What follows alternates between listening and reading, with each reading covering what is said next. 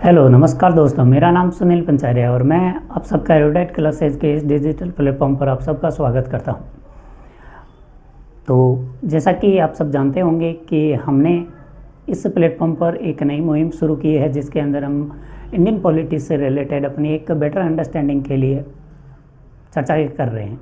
और इसी प्रोसेस को आगे बढ़ाते हुए आज हम अपने टॉपिक को कंपैरिजन पर ले आए हैं। जैसा कि हमारे एसआई और अन्य कॉम्पिटिटिव एग्ज़ाम के अंदर सामान्यतः 1919 और 1935 के अधिनियम को निश्चित रूप से डाला जाता है, और क्योंकि ये दोनों बड़े अपने आप में एक संविधान भी थे, तो इनको संविधान सिलेबस में डालने का एक कारण यह भी बनता है कि इतने बड़े अधिनियम जो कि एक संविधान के समान महत्व रखते हैं, इनका अध्ययन करना एक सामान्य विद्यार्थी की अप्रोच के साथ और एक सामान्य सिटीजन के हिसाब से भी हमें इनके बारे में कुछ जानकारियाँ होनी चाहिए, क्योंकि इन्होंने हमारे वर्तमान के संविधान को अच्छा खासा आधार दिया है। हमने पहले भी चर्चा की है कि 1935 का अधिनियम तो उतना बड़ा था कि इसके अंदर धाराओं की संख्या भी 321, यानी कि इतने आर्टिकल थे। जैसे हमारे यहाँ अनुच्छेद होते हैं, उस समय उनको धाराएं बोली जाती थी और इन धाराओं की संख्या 321 थी। तो ये कोई सामान्य बात तो है नहीं, इतना बड़ा अधिनियम है। और वैसे भी इतने बड़े भारत पर शासन करने के लिए संविधान जो बनने वाला था या अधिनियम भी जो बनने वाले था, वो भी बड़ा होना तो वाजिब था। ऐसे में चलिए तो हम अपने इस मुहिम को और आगे बढ़ा रहे हैं, और आगे बढ़ाते हुए आज का हमारा टॉपिक रखा है भारत शासन अधिनियम 1919 और भारत शासन अधिनियम 1935 के बीच तुलना। इन दोनों में क्या समानताएं हैं और क्या असमानताएं हैं, आइए तो इनके बारे में चर्चा करते हैं ताकि हम इन दोनों को एक अच्छी समझ दे सकें। कई बार इन दोनों में कुछ चीज़ें ऐसी होती है जो कन्फ्यूजिंग लग सकती है। चलिए तो हम इन दोनों को कंपैरेटिवली अध्ययन करेंगे और कंपैरिजन होने से यही फ़ायदा मिलेगा कि समझ अच्छी हो जाएगी और जो डाउट आते हैं वो डाउट दूर रहेंगे। तो पहला आधार था 1935 के अधिनियम को पारित करने में ब्रिटेन सरकार को जिस चीज़ ने आधार का काम किया था वो था मॉन्टेग्यू घोषणा। मॉन्टेग्यू घोषणा क्या थी, ये इसके बारे में हमने अलग से जब 1919 का अधिनियम पढ़ाया था उस समय बता दिया था कि 1919 के अधिनियम में ये सारी चीज़ें क्या है और 1935 में ये सारी चीज़ें क्या है। इनके बारे में और ज़्यादा चर्चा करके हम अपने वीडियो को बड़ा नहीं करेंगे।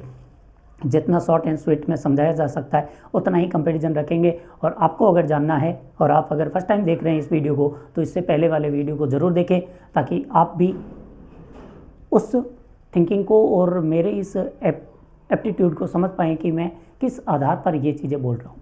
चलिए तो पहला देखते हैं आधार, यानी कि मॉन्टेग्यू घोषणा। 1919 के अधिनियम को पारित करने से पहले मॉन्टेग्यू, जो कि उस समय भारत के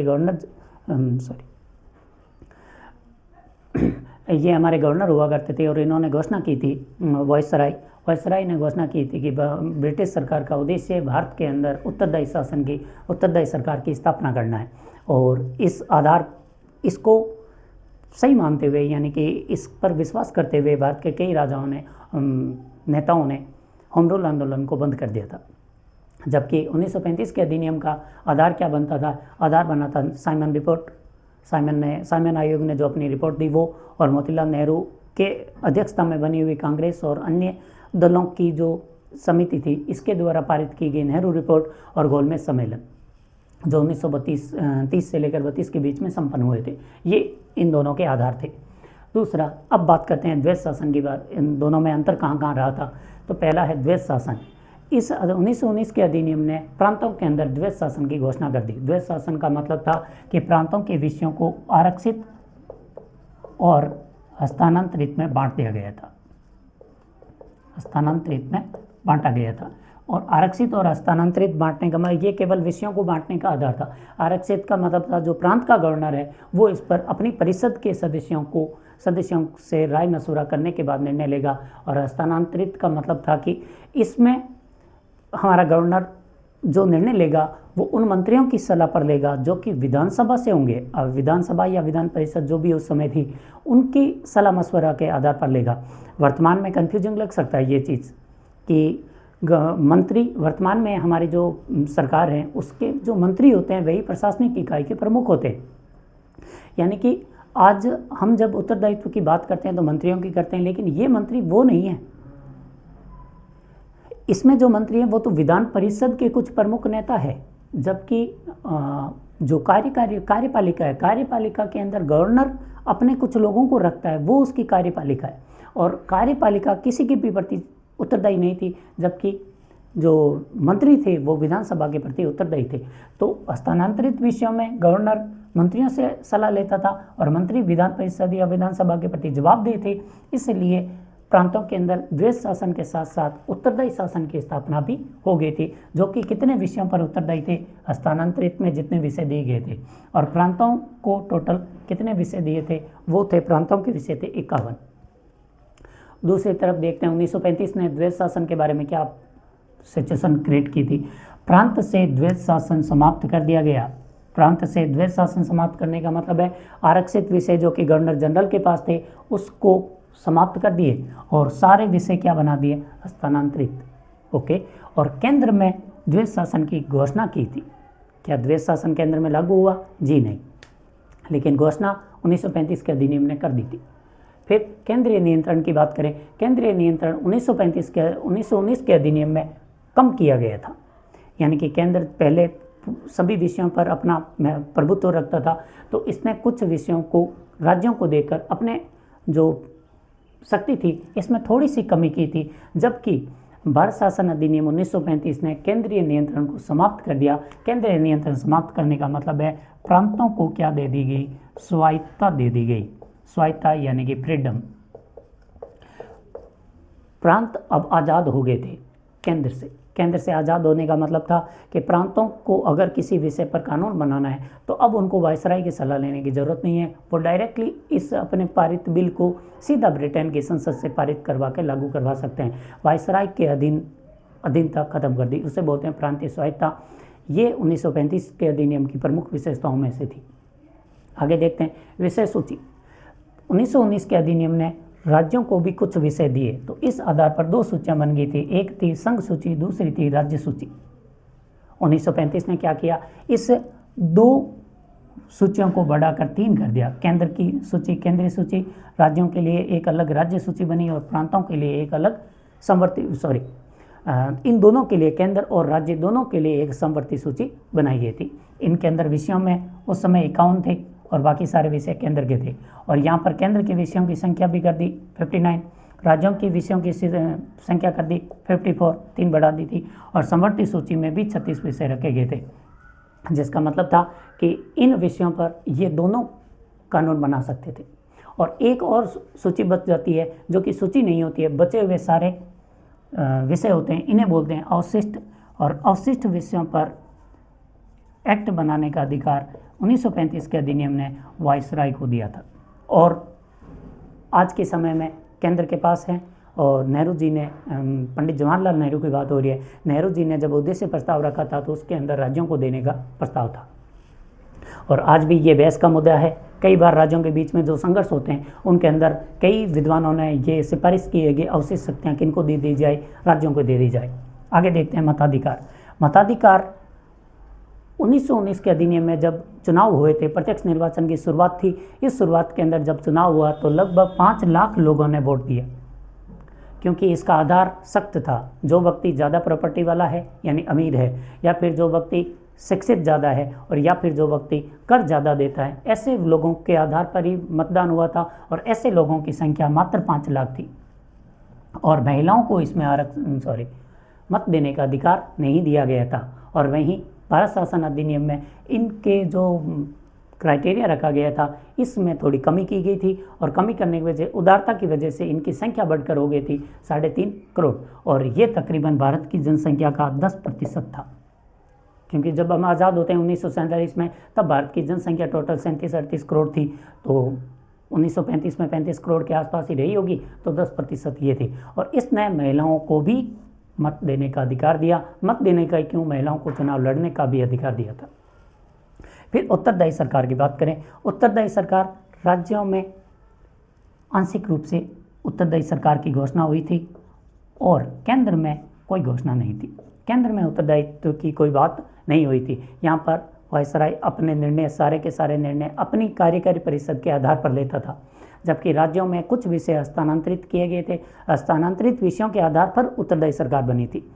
तो यहाँ पर आंशिक उत्तरदायी सरकार थी, केंद्र में कोई उत्तरदायी सरकार की बात नहीं हुई थी। और 1935 ने क्या किया, 1935 ने राज्यों में पूर्ण उत्तरदायी सरकार की घोषणा कर दी। और पूर्ण उत्तरदायी सरकार की घोषणा करने का मतलब था सारे आरक्षित विषय किस में बदल दिए, हस्तांतरित में। यहाँ हमने देखा राज्यों को कितने 54 विषय मिले थे। इन 54 के 54 विषयों पर गवर्नर जो निर्णय लेता था, निर्णय मंत्रियों की सलाह पर लेता था, और ये मंत्री विधान परिषद या विधानसभा के प्रति जवाबदेह थे। और केंद्र में इन्होंने आंशिक उत्तरदायी सरकार की घोषणा की थी, लागू नहीं कर पाए थे। आगे देखते हैं वैधानिक आयोग। 1919 के अधिनियम में यह प्रावधान था कि 10 वर्ष बाद हम एक वैधानिक आयोग का गठन करेंगे जो ये जांच करेगा कि क्या भारतीय अपना शासन चलाने के लिए या स्वायत्त होने के योग्य है या नहीं है। और उस आयोग का नाम था साइमन कमीशन। लेकिन 1935 के अधिनियम में ऐसे किसी भी आयोग की घोषणा नहीं की गई थी। हम कई बार भावनाओं में बहकर कर सकते हैं। अगर हमें साइमन कमीशन का पता है कि साइमन कमीशन 1919 के अधिनियम के बाद 1927 में आता है, अगर साइमन कमीशन की घोषणा 1919 में की गई तो हो सकता है क्रिप्स आयोग की घोषणा 1935 में की हो, या फिर कैबिनेट कमीशन की। तो ऐसी किसी की भी घोषणा 1935 के अधिनियम में नहीं की गई थी, क्योंकि 1935 का अधिनियम अपने आप में संविधान था, तो इसके लिए अलग से कुछ करने की जरूरत थी भी नहीं। और द्विसदनीयता उस समय केंद्र को द्विसदनीय बनाया गया, यानी जैसे आज की लोकसभा और राज्यसभा है, और उसी प्रकार केंद्र में उस समय एक बनी थी केंद्रीय विधानसभा जिसे धारासभा बोला जाता था, धारासभा, और दूसरी थी राज्यों की परिषद जिसे बोला जाता था राज्य परिषद। ठीक है। और 1935 में क्या किया, 1935 में केंद्र में तो द्विसदनीय व्यवस्था थी, इसे जारी रखा, और 6 प्रांतों में जिनमें से थे बम्बई, बंगाल, मद्रास, फिर बिहार, असम और संयुक्त प्रांत, इन 6 प्रांतों के अंदर द्विसदनीय व्यवस्था कर दी, यानी विधानसभा के साथ विधान परिषद भी होगी। और फिर प्रस्तावना, 1935 के अधिनियम में एक प्रस्तावना शामिल की गई थी। ये भी जैसे आज हमारे संविधान में एक प्रस्तावना है, उस समय भी एक प्रस्तावना थी, और इसी प्रस्तावना के अंदर इन्होंने मॉन्टेग्यू घोषणा को भी शामिल किया था। और जबकि भारत शासन अधिनियम में कोई प्रस्तावना नहीं है। कई बार हम किताब में ये चीज़ नहीं पढ़ते हैं और 1919 के अधिनियम में तो पढ़ लेते हैं, फिर ये चीज़ अपनी तरफ से भी जोड़ लेते हैं कि अगर 1919 में थी तो 1935 में भी होनी चाहिए, ऐसा जरूरी नहीं है। तो 1935 में कोई प्रस्तावना भी नहीं थी। फिर संघ और संघीय न्यायालय, 1935 में किसी भी प्रकार के संघ को बनाने की घोषणा नहीं की गई थी। जब कोई घोषणा नहीं की गई तो फिर संघ नहीं बना, और संघ नहीं बना तो संघीय न्यायालय क्या करता और कहाँ से बनता। तो ये दोनों ही 1919 में नहीं बने थे, लेकिन 1935 आते आते 1935 में इन्होंने एक संघ बनाने की घोषणा की थी। और संघ बनाने की घोषणा करने के कारण संघ के मामलों को, यानी कि राज्यों के, रियासतों के मामलों को सुलझाने के लिए एक फेडरल कोर्ट की भी स्थापना कर दी थी। और ये फेडरल कोर्ट वर्तमान की सुप्रीम कोर्ट नहीं थी।